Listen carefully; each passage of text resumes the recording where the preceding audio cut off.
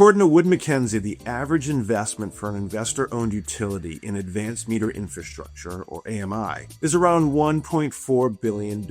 And if you aggregate the top 25 IOUs combined, amount to approximately $36 billion in grid modernization investments, with a large portion dedicated to AMI and grid hardening initiatives. What have we gotten from the investments? Has it modernized the grid like we're led to believe? Is it generating results proving out from the original business case? If the benefits were not achieved, who is accountable? The utility, the regulators, or the vendors? Many utilities are now reaching the end of life for their first generation AMI deployments. They're facing tough questions about whether those investments delivered their promised value, and whether they should double down on the next wave of smart grid technologies or take a different approach. At the same time, regulatory and customer pressures are increasing, requiring utilities to be more agile, more customer-focused, and more resilient. So how can utilities future-proof this technology investment? How can they ensure they're not locking themselves into costly, inflexible systems that won't keep up with the evolving customer needs? Even if gains fall short, would we continue to use a flip phone knowing that the world has moved towards the iPhone? I don't think so. That's the topic of conversation on today's episode of Power Perspectives.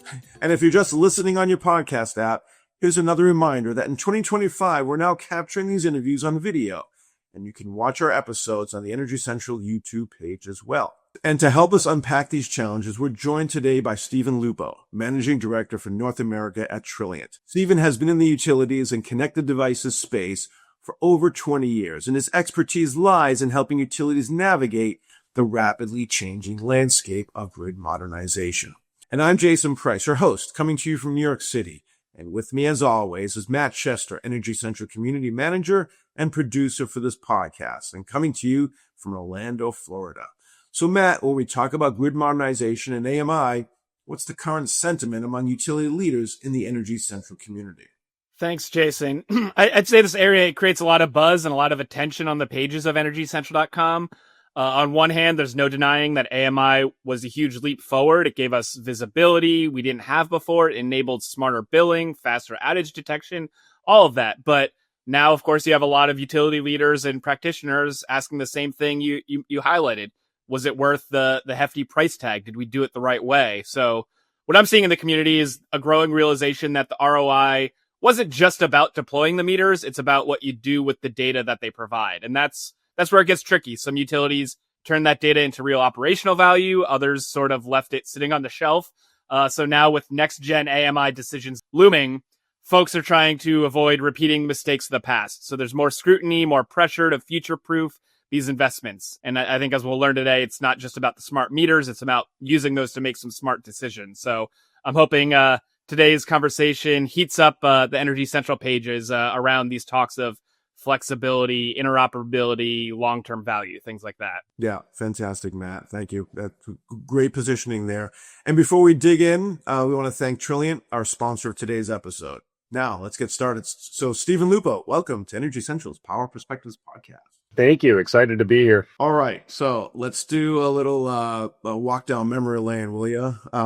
So AMI, big game changer in the utilities over the past 2 decades, right? The first wave of deployments are now reaching basically their end of life, and many utilities are asking whether they've gotten the full value out of these investments. So what's your answer to that question? And looking at these deployments, what would you say are the lessons utilities should have taken away from AMI 1.0? Yeah, I think, in general, AMI has been received really well. It was certainly a game changer coming from the operations side through to the customer experience for the time. And I say that in that context because we have to understand that a lot of things were changing 15, 20 years ago as it relates to various technologies that we utilize every day. So I think the expectations were set correctly for the most part. And I think, there was a lot of value derived from having a better understanding of what was happening with these assets that are out there in the field. I think on the lessons learned side, technology can be enticing, but it can also be a challenge, particularly if, the scope of the project suddenly starts to lead to, things like technology for the sake of technology. Oh, we can do this, so should we? Or we'll do it because it's cool. And I think the method as well was, quite different in terms of adoption, in terms of different techniques, how the technology was introduced as a change function within organizations, within utilities, within municipalities. And, that's difficult to do when you're moving from a largely analog, mostly manual meter read, that was the method, and moving to a digital process introduces so much change all at once. There was certainly a lot to take in. I think the customer engagement side of that was a bit of an afterthought 15, 20 years ago, and that is just a complete reversal to today, where the focus is certainly, I've talked to most utilities and they say that the customer experience is top three of their outcomes when considering continued investment in advanced metering infrastructure. And I would never have heard those words 15, 20 years ago. So I think from a focus perspective, I think those are going to be lessons learned along with a lot of the stuff that's on the technology side. And good examples of those are when utilities, for the most part in the Americas, adopted these first generation solutions. A lot of the times they were forced into a single vendor. And that was also a stark change, meaning in the days of a meter reader walking around and reading meters on the side of commercial buildings and homes, you could use the best meter application for the job. And I hear this all the time from utilities. They favored vendor A for commercial meters.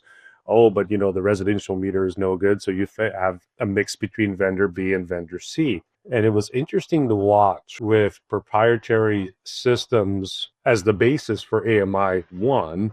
The meter shop was suddenly, being forced, if you will, to move into utilizing a single vendor for multiple applications. So they, in fact, lost some flexibility that they had prior to AMI. So that was one of the lessons learned, how to ensure that the outcomes of the business are protected. In that case, that's a supply chain mix. It's a risk mitigation strategy.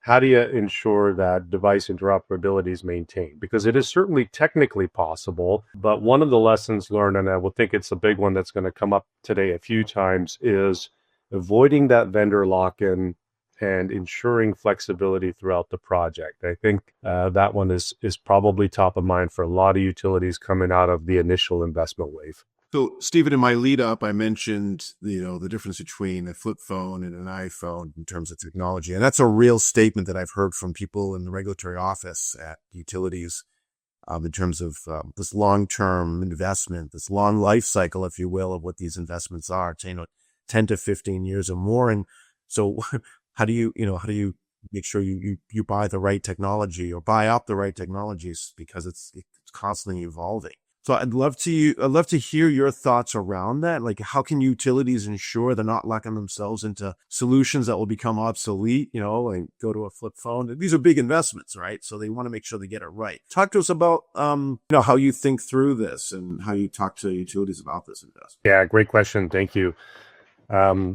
So in discussions with utilities on panels, this one is very much top of mind as one of the lessons learned coming from initial investments in technology around AMI. I would say, aside from the vendor lock-in, thing, this one is probably the next best in terms of the most airtime.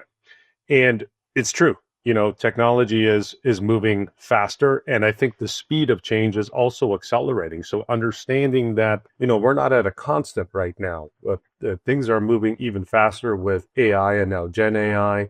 And this is probably the most important point I love to get across, is all of this technology has been in constant evolution and will continue to be in constant evolution. This idea of a generation 1 or version 1, similar to how we had manufacturing 4.0 and other industries that are evolving, I don't really see it as a 1 versus 2.0. I see it as a constant evolution. We work with technologies every day. We work with various vendors every day, and everyone's investing in their stuff. And so we've got this constant evolution that's happening on one side in the market. Some of it tried, tested, and true. Some of it is on the leading edge and probably still needs to be perfected. And when I look at the utility view of capital investment in AMI, unfortunately, it doesn't follow this, or it doesn't support this constant evolution. It's a moment in time, either mostly to do with regulatory cycles or sometimes to do with the expected useful life of the asset, in this case, the meter, which can be 15 or 20 years. So the key is decoupling those two things. You can have a regulatory view. Everyone must, right? Most utilities are regulated, and so their financial spend is governed by that project. But that doesn't have to be directly coupled to a 10 or 15-year technology cycle. And there are very interesting ways to introduce a hybrid approach where a utility can take a much more agile approach to adopting technology, as opposed to what is typical in a lot of industries, not just energy, is a kind of fire and forget waterfall approach, if you will. I'm going to choose vendor X, possibly a vendor Y, and my plan is a 10 or 15-year plan. That is a very rigid structure, and I would say highly prone to risk. And a lot of the lessons learned that we saw in AMI 1 when it comes to risk mitigation around supply, vendor lock-in, technology obsolescence, and future proofing, also a very big topic. So decoupling wherever possible the plan with the regulatory approval cycle will help utilities in thinking about technology differently. And I think, one of the principles of an agile method is knowing that you don't have all the answers. Writing a 10 to 15-year plan under the premise of a technology scope that's accelerating every year is almost prone to failure. So planning for change, planning for flexibility, adapting to technology, ensuring that every device, every vendor, every partner has the goals of the organization in mind, which are written all around the ideas of being flexible. And flexible means the ability to try new technologies, but also a pivot function to say, we tried it and it didn't quite deliver its value, and therefore I'm going to pull back a little bit on that particular aspect of the tech. Let's say if it's the communications technology itself, or my favorite, how much computational horsepower do I need in a meter today? We're talking about edge computing, and a lot of vendors are talking about the fact that a meter can do, much more in next generation AMI2 technologies. The reality is meters have been evolving every single year since they shifted away from the electromechanical design, the magnetic disc and the device, literally a mechanical device that's spinning on the side of a business or a home.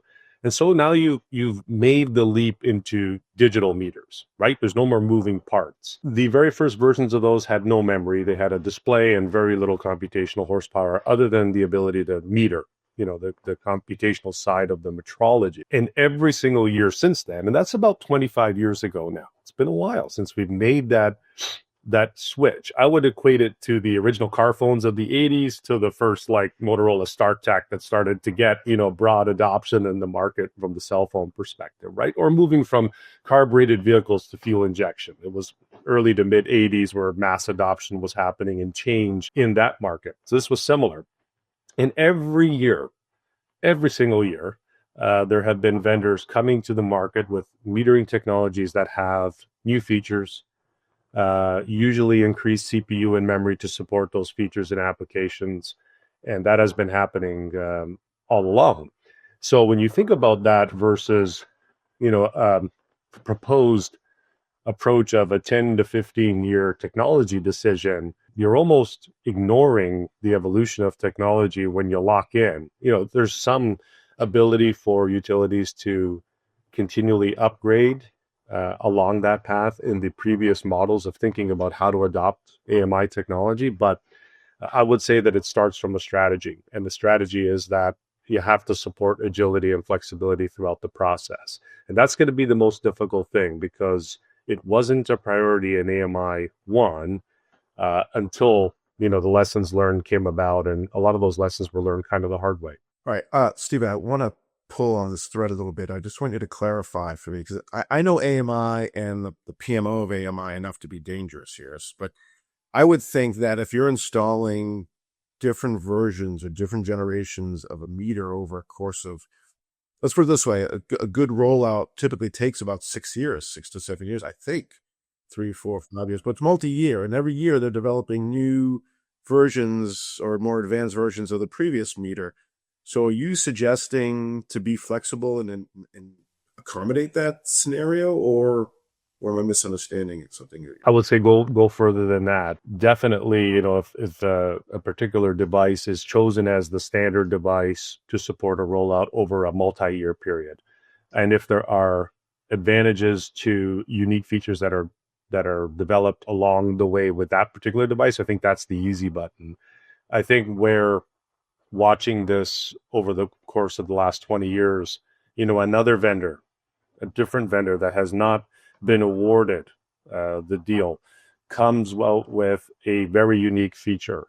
Let's say, something like hot socket detection, which is now almost a standard, if you will, in meters, because it's a very real and very valuable feature. It detects if there's anomalies happening in the meter base to prevent, situations like a fire. This has now been adopted by many meter vendors, but it took time, and it was over, the course of 10 years, we'll say, in that example, where this feature has been slowly introduced, and vendors do it a different way. So yes, there is a better way to do arc flash or heat detection in a meter base across different vendors. It's not the same method. The ability to utilize that feature like that's so important from a safety perspective.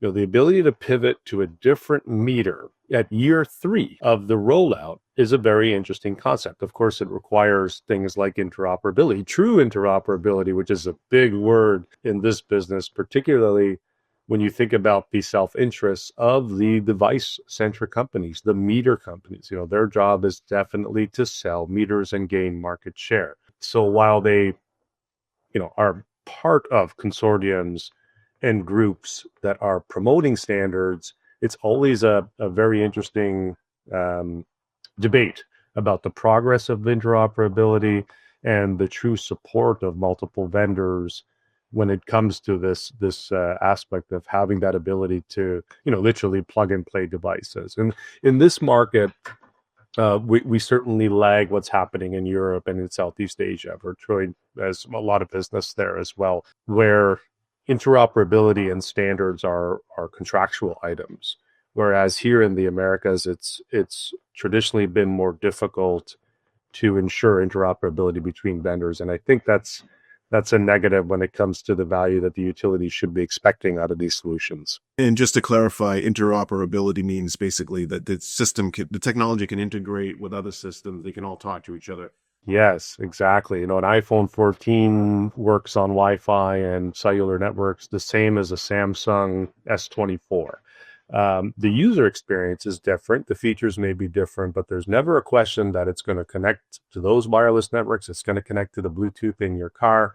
And you don't have to worry about, does this have a Qualcomm chipset or another? No, I mean, this stuff just has to work. And a bit of that philosophy in the energy space, in the utility space, beyond just meters. We're talking about EV chargers and the deregulated space and solar and photovoltaic solutions. I mean, removing the barriers around connectivity would certainly deliver a lot more value for everyone. You mentioned early on about thinking more from a customer-centric standpoint, and I want to talk about that. So, the industry is moving from a grid-centric to a customer-centric, right? They all want to win the JD Power Customer Award and things like that. So that's always a popular topic in the CS world. So can you expand on what that means and why utilities need to rethink how they engage customers with the context of what we're talking about today, AMI? Yeah, it's such an important topic. Like I said earlier, top 3 things in terms of outcomes when I was speaking to utilities and I ask, what are your major themes that you want to achieve? And I think it's a little less controversial today, but sometimes the word smart meter can be a bad word. There isn't there's all kinds of connotations that come with that sometimes, isn't there? Lost jobs for the meter readers, Big Brother, tracking things like energy consumption. And I think from an inclusion perspective, being concerned and being a good supplier of energy to customers goes above and beyond just managing the assets that allow that to happen. Of course, the assets need to work. They have to have some form of redundancy to withstand weather events, threats, things like that. And it's got to be done safely. But reliability, when we're talking about heating, cooling, water, this concept, it goes across all of these types of essential services that various municipalities and utilities are providing. And one of the CEOs that I spoke to recently, or actually we were at an event and he announced this, I thought it was very, very good. He said, our biggest challenge will be in transferring from a asset poles and wires business to a customer business. And so I thought that was very interesting the way he said that, and it perfectly illustrated the point. In many ways, utilities are incented, regulated, and therefore behave like asset managers. Think about large REITs who own retail buildings and commercial properties. They're managing assets to their useful life, sometimes a little bit after that, and then replacing those assets and trying to do that in a very safe and very efficient way. And the opportunity here is deeper relationships and value for the utility and therefore the end customer. The challenge is they're just not built to do it for the most part. A lot of utilities do have deregulated affiliates and businesses that attempt to manage and or provide additional value beyond the base regulated business, right? Of delivering whatever the commodity might be in a safe and efficient way and doing it at scale. When I ask about the driver, tell me why, dearest CEO, you want to suddenly shift from this asset focus to customer focus. It's a very interesting answer. They fear becoming irrelevant in the new energy economy. And I said, you have a lock-in on the business. These are monopolies. A lot of these, this is not a competitive environment. You've got service territories and you're it. Energy Central is not going to come in and become the utility over here in the middle of your service territory. Although the concept of embedded distributors is an interesting one. We're just not there yet. And the fellow said, we're not worried about other utilities. We're worried about the tech giants becoming continuously more relevant in the conversation, which really pushes the utility to the back of the room. You'll deal with the wires and the transformers, but I'm going to get my energy management value from Google and my in-home display. And the fact that it ties into my HVAC, which is from Nest, and that will give me all of the energy insights I need. And by the way, it does that through something called the internet, which is, omnipresent. And therefore, I don't really need additional value coming from the utility. And this is a real thing because I've heard this, across the US and into Canada as well. It's a genuine fear of becoming irrelevant in the conversation. This is a very interesting conversation because I started with, walking down memory lane, and you're raising things that are very common business challenges. And that the question is, who owns the customer? Ultimately, who owns the customer? And I just want to share with you, and I think the audience knows a little bit about my background, but I came from a completely different world, the hospitality technology world. And I remember it was an executive, I don't know if it was from Marriott or from Hilton, but he said, and this goes to your customer service centric comment, and that is in the hospitality world, we've gone from the business of hospitality, which is the service, to the business of hotels, which is the asset. And what is the value? Is it the attention on the asset or on the service? And I think you're describing the kind of journey that the utility industry is, struggling with. Is that, are we in the business of serving the customer? Or are we in the business of serving the assets and optimizing the asset? It's a very, very interesting sort of parallel. And maybe I'm sure people can argue they have nothing to do with each other, but just as you're describing some of this, I think that the age-old question of who owns the customer is one that the utility industry is still trying to figure out. So on that note, I want to ask you about, these investments. And it draws from a conversation that we had with Gene Rodriguez, who is the undersecretary of the DOE and focused on supply chain. And so it's really around, we're customizing way too much of our infrastructure, so that this is why we have bottlenecks and supply chain issues. I'd like for you to talk about that. How should utilities be thinking about customizations and flexibility when it comes to these kinds of investments? Because as we know, that there's one size fit all, or does it need to be tailored and customized to the utility, the specific utilities? Yeah, great question. I think this is one of the lessons learned if we're truly listening and truly looking at not just that adoption scenario that I gave, where a meter shop was suddenly being told, hey, we're going to go with vendor X. And by the way, they've got all the things you need. I promise it's going to be fine. And the meter shop turns around and says, but I really like vendor X for commercial meters and vendor Y, and here's all the reasons. And, the answer was mostly, unfortunately, you got to go with vendor X and only vendor X. And so there was a squeezing of flexibility there in the initial adoptions of AMI, the first generation of it. And then, this was probably and continues still to be a very large topic as we work through the pandemic in 2019, 2020, the global pandemic, the COVID pandemic. And a lot of panic, a lot of challenges, desperation, I'll use the term, in terms of being able to provide essential services. And we think about meter just really as a cash register device that's providing a function on the side of a home or business, but it really is much more than that. It is a safety-centric device. It allows the utility to understand if the service is actually being provided in near real time. There's a lot happening there that, much like the IT department, we kind of forget about until it's not there. And so when supply challenges were happening, particularly during the pandemic, but in the semiconductor consolidation waves, there's multiple reasons why this, unfortunately, will continue to happen. Resiliency is so important.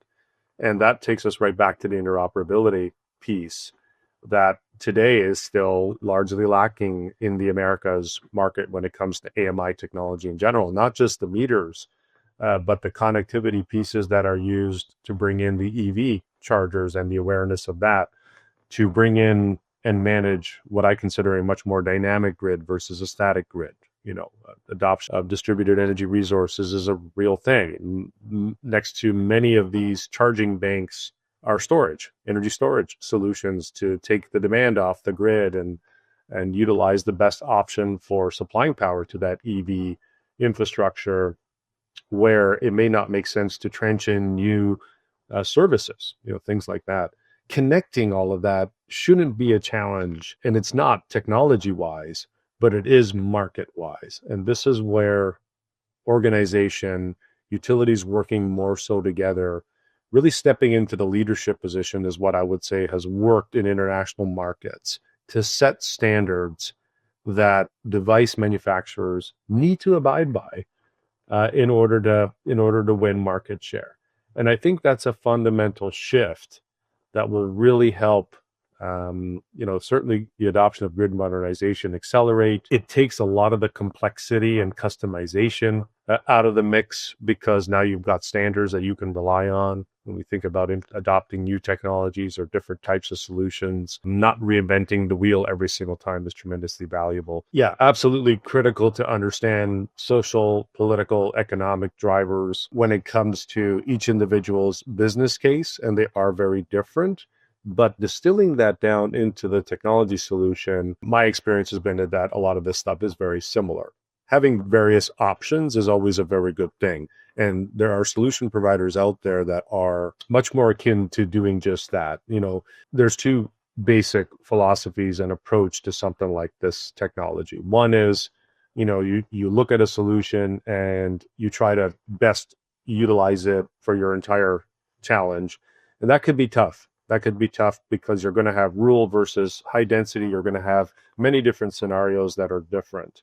And then there are other solution providers that have a multitude of options. And those are the ones that are going to be much more successful at meeting the challenge here. Yeah, I would think so. At the end of the day, big bucks, they're going to accommodate whatever, needs are specific to that utility. But the standardization is really key, and it's worked in many industries, and it seems right for here. But okay, so we're talking about standardization, but at the same time, we don't want to slow down innovation, and it shouldn't, and it doesn't necessarily mean that one comes with the other. But with that said, there's been a lot of changes in modernization, more computing power, grid intelligence. I mean, this whole notion that your meter can be almost like an iPhone. You can start downloading apps and start, enjoying all that, benefit. So those kinds of innovations we have yet to achieve. But the art of the possible is there. So help us understand, going through DTEC, there's a lot of, the vendors are out there showing their latest generation of meters and all. How much of it is real and in practice today? How much of it is hype? And what do we expect to see in the future? Yeah, it's a great question, and one that I get a lot these days, because there is a lot of talk about the ability for the meter to do many different things. And my first reaction to that is, so what? Should it? Going back to the HVAC example in the home, with a solution that is heavily adopted already, is there really merits to spending money on CPU and memory and additional apps and solutions to mimic something that's already kind of adopted and really rolling? And there's multiple examples. I gave the Google example, but there's other companies that are certainly doing that. So I think in general, the answer is it's a balanced approach.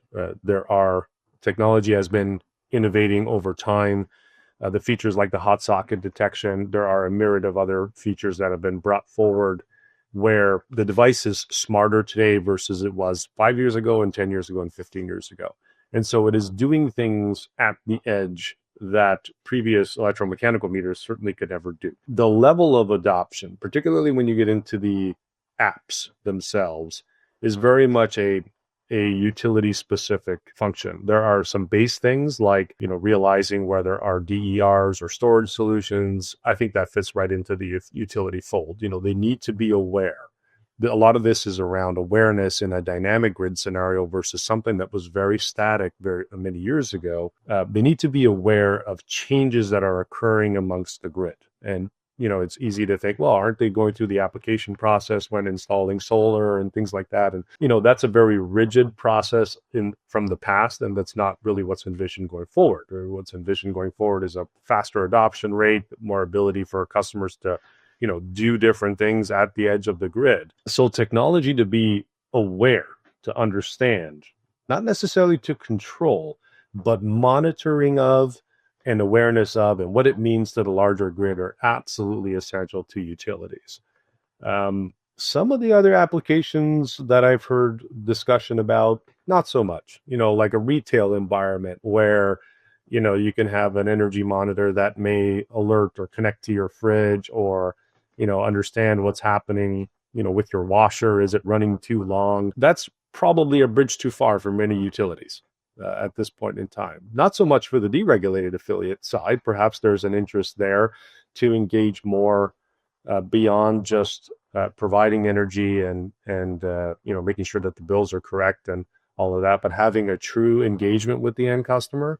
But I think we're early days on that, and I don't get a lot of pushback when I share that position. So in general, I think that's kind of the thinking. So if we think about lessons learned coming out of AMI 1 again, having a pragmatic approach to what it is that specifically edge computing can bring. No question we want the devices to be smarter. No question we want them to do and tackle the challenges that are very much in front of us right now. A dynamic grid. What does it mean when there are 6 EV chargers on this particular transformer and a 7th wants to be added?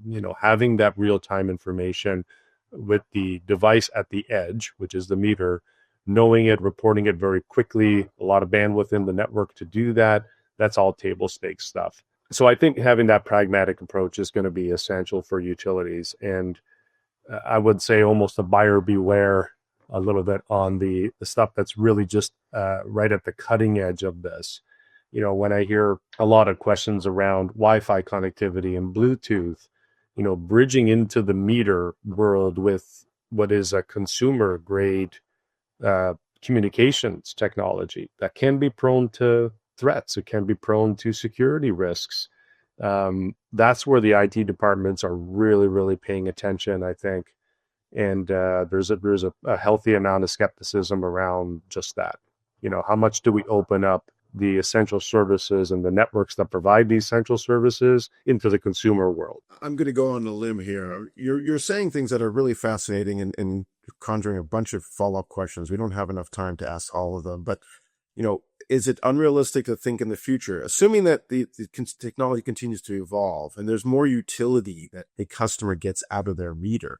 Do you envision a future where the cost of the meter actually shifts to the customer? No different than, buying a car or picking out an appliance. I want meter X because, I moved from another home and there's applications on that one. I'm able to do X, Y, and Z, and I want that on my new home, this kind of thing. Is that a scenario that's just obtuse and just too science fiction, or do you think that maybe 10 years from now we might be looking at a world like that? I may take you a step further. I think the idea of having a device outside with a register read on it, most of this stuff is outside, some of it is indoors, but for the vast majority of this stuff is outside, and it's got a register read on it, and anyone can walk up and say, this business is using this much power. And I think at its most basic level, looking at something like that in 2025, why is that device outside? And that's a relic of the manual meter reading days where the user, the utility required someone to, walk around the yard to open fences and get in there. And there's a lot of challenges with that in 2025 versus 1985. Customer perception of folks walking around their home, not a good thing these days. Reporting consumption data live on the side of your home or business probably has some security related issues there. And so we've removed the electromechanical meter, replaced it with something that's smarter, that can communicate, but we still left it on the side of the house. And then we furthered the technology, the horsepower that's in those devices to enable cooler and more readily available insights into what's happening with this infrastructure. We still left it on the side of the house. And to me, I think, if we're looking 5-10 years out, you're onto something, but I think the meter may actually cease to exist as we currently understand it, because it is a relic of fitting into something that was to do with something else. It would be the equivalent of attempting to put fuel injectors into a carburetor in an old car, no, you just get rid of the carburetor and now you've got a multi-port intelligent solution that is way more efficient and can adapt to temperature changes and actually start, right? And so all we've really done so far is kind of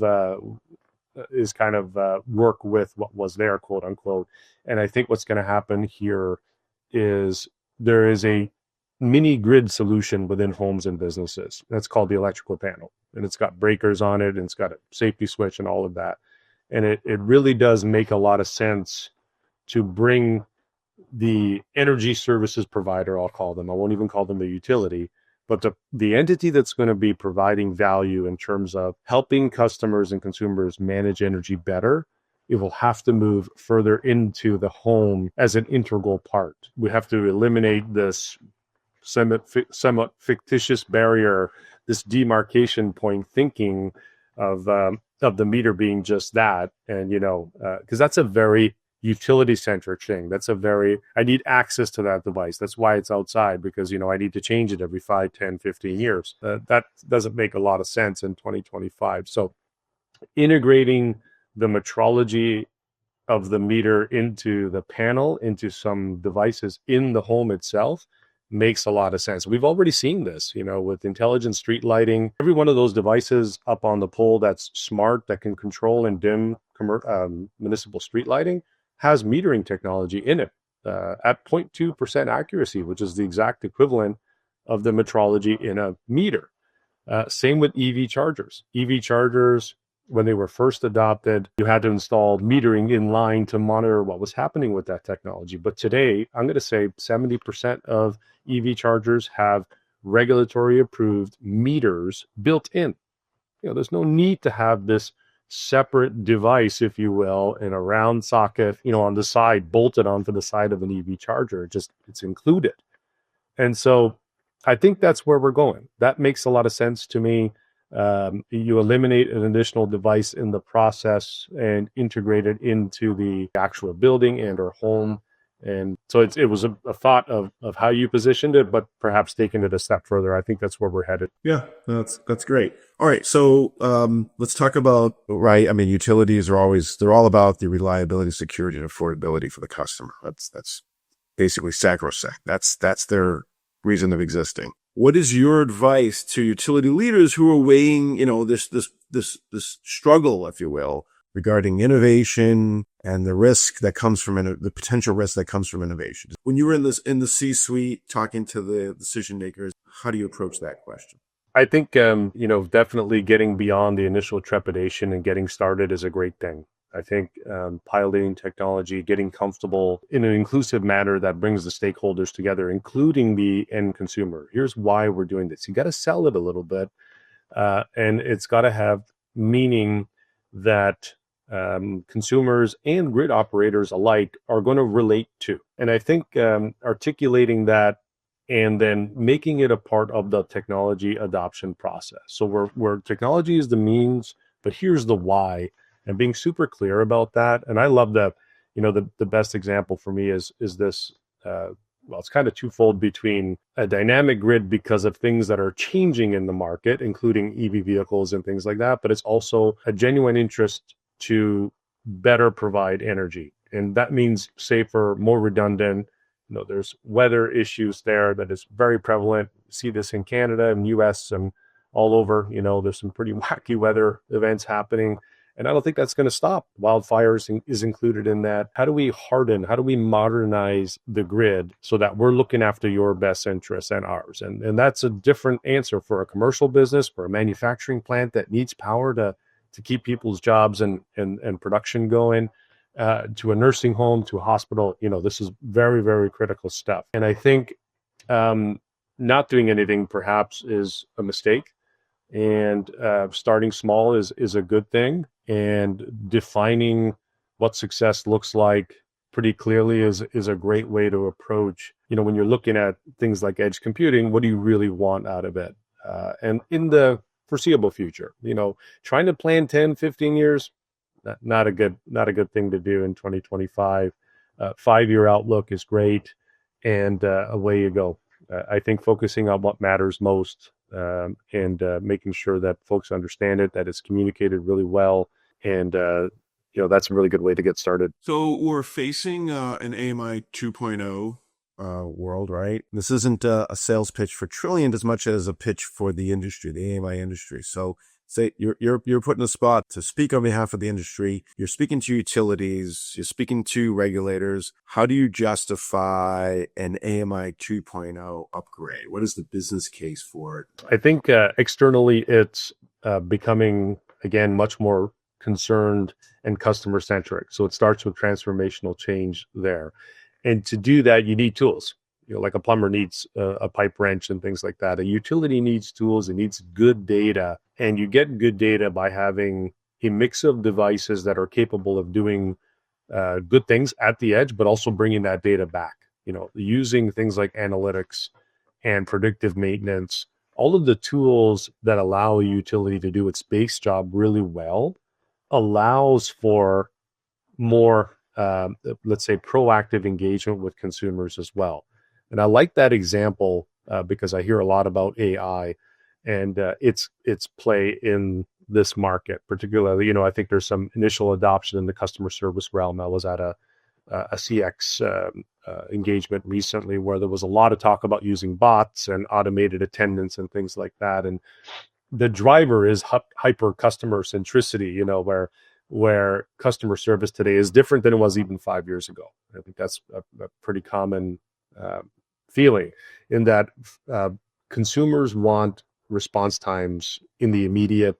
They want to better understand what's happening, and focusing on that is a very good way to certainly enable more customer acceptance and change. The ability to do their job better, and this one is a big concept that we continue to hear. If we think about pre-AMI, a bill would maybe come once a month or maybe once every 2 months. And sometimes it was an estimate, and then if the true up bill the month after that was big, too bad. You have to pay it. And by the way, it's after you've consumed the energy. So a much more proactive engagement with consumers needs technology to do that. I'm talking about bandwidth in the solutions themselves, literally fivefold, tenfold of what they were in the initial investment around RF technologies with AMI. And that includes cellular technologies, which are a very real thing today and, can be delivered at a much better price point than they were 15 years ago, let's say. So it doesn't have to be a two-way proprietary RF solution. There are multiple means, multiple tools in the plumber's toolbox here to enable what utilities need to do to ensure that they are at least maintaining relevance in this new economy, but also at the leading edge of it as well. So, Steven, at this point, we have something called the lightning round, which is we're going to throw a set of questions at you. We ask you to keep your response to one word or phrase. And we're also going to give you the final word. So once you're done with these, depending on how you perform, we might give you the final word as an option to speak to decision makers here. No, I'm sure you're going to do great. So are you ready? Yes, ready. Okay. This question might be sitting on your bookshelf as I'm seeing all these meters on your bookshelf. What's the oldest gadget or piece of technology you still have hanging around for use in your personal life? It's not going to be a one-word answer on this one, but it's a 6-foot 2-man crosscut saw. And just a 2-second story on it, why it's important. Why do I hold on to it?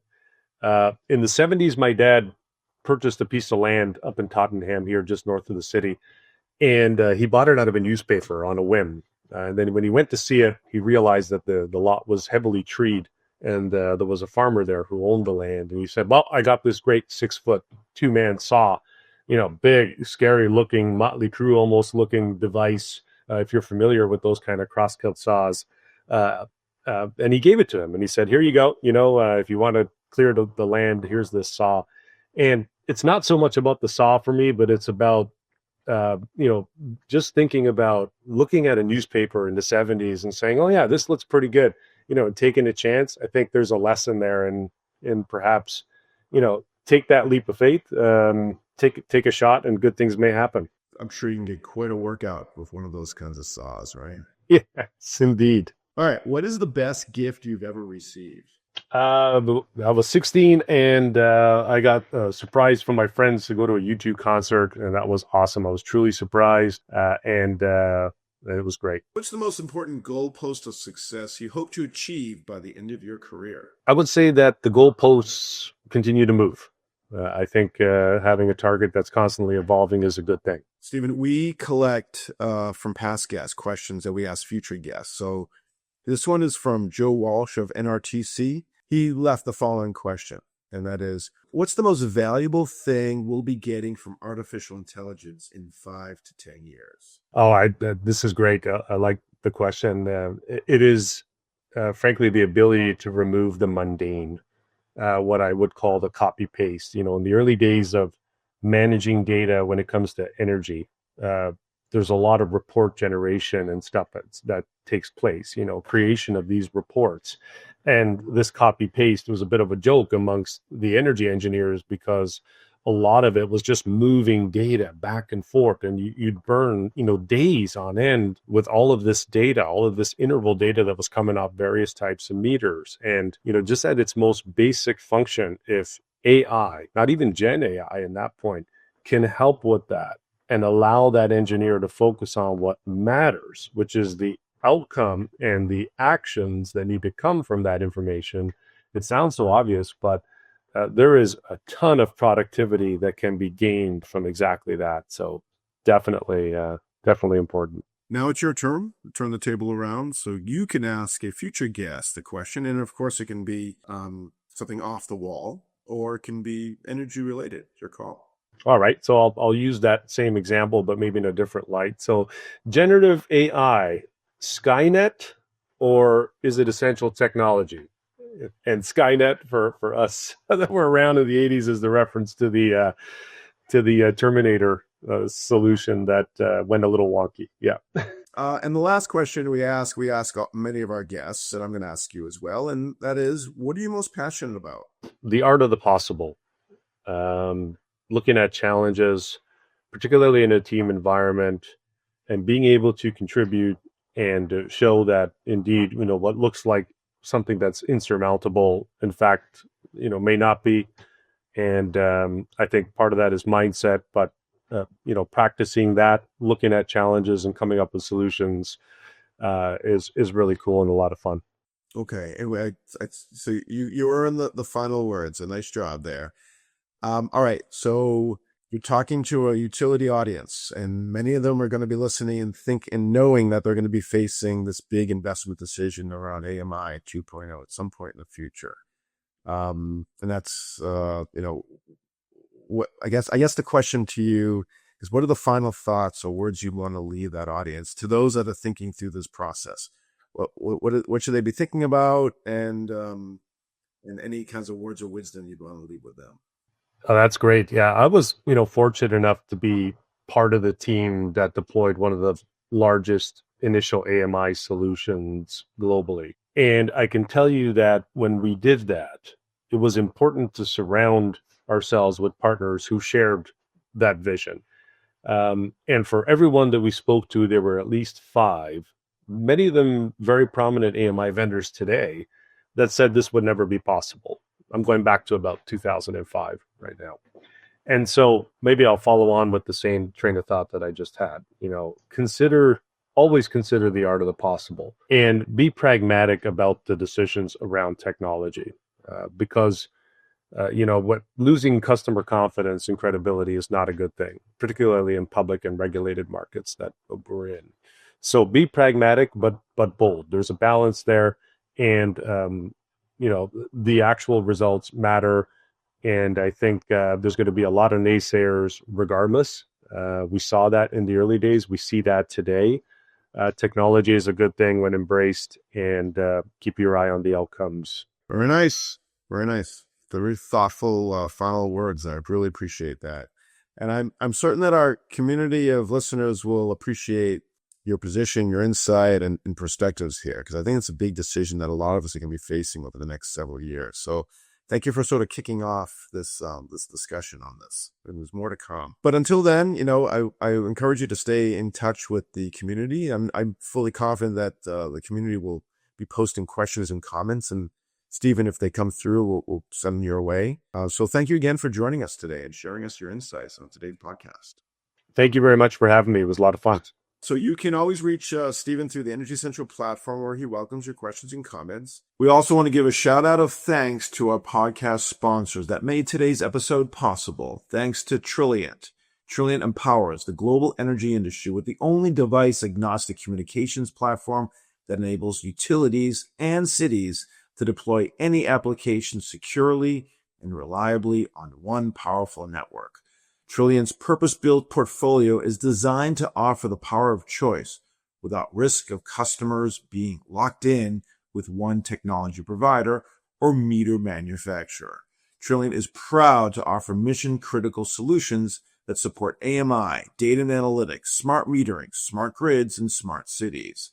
Customers worldwide benefit from Trilliant's unique combination of flexibility, sustainability, and scalability that connects utilities and cities to the IIoT and a more strategic path to the energy transition. And once again, I'm your host, Jason Price. Plug in and stay fully charged in the discussion by hopping into the community at energycentral.com, and we'll see you next time at the Energy Central Power Perspectives Podcast.